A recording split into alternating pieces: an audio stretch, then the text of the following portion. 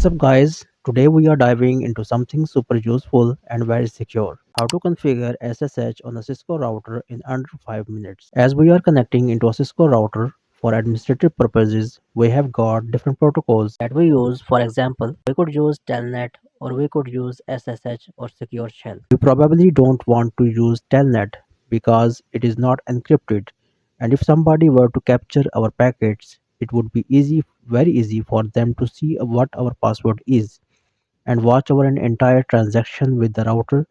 So it is considered a best practice not to use Telnet. What's a better option is to use SSH or Secure Shell. SSH is a game changer when it comes to remote access.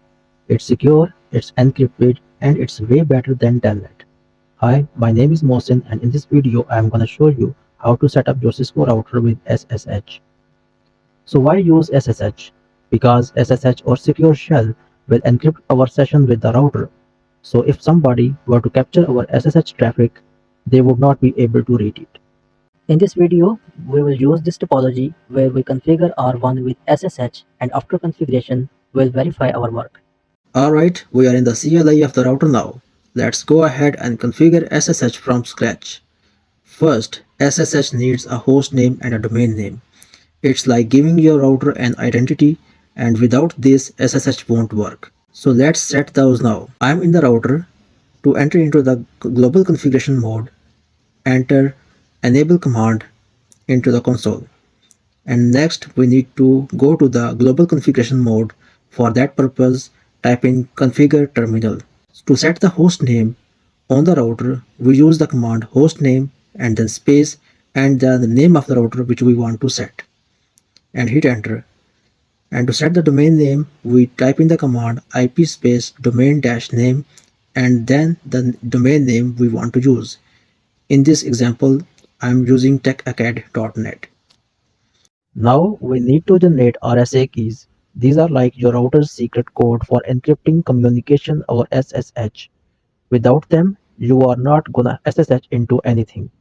So let's go ahead and generate those keys. So I'm in the global configuration mode. So type in crypto key generate RSA and hit enter. This will show you the name for your RSA keys.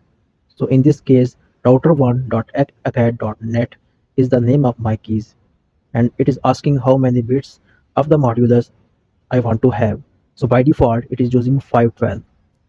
So it is like the larger the number of modulus, the more secure it will be. So I'm gonna use 2048 bits and hit enter.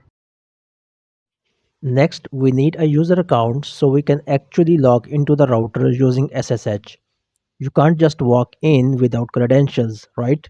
So let's create a super simple username and password. Here I am creating a user named Bob with privilege 15, that's full admin rights, and I gave it the password using secret command. Make sure you pick a strong password, obviously. Now we are almost there, but we gotta tell the router to allow SSH access through the VTY lines.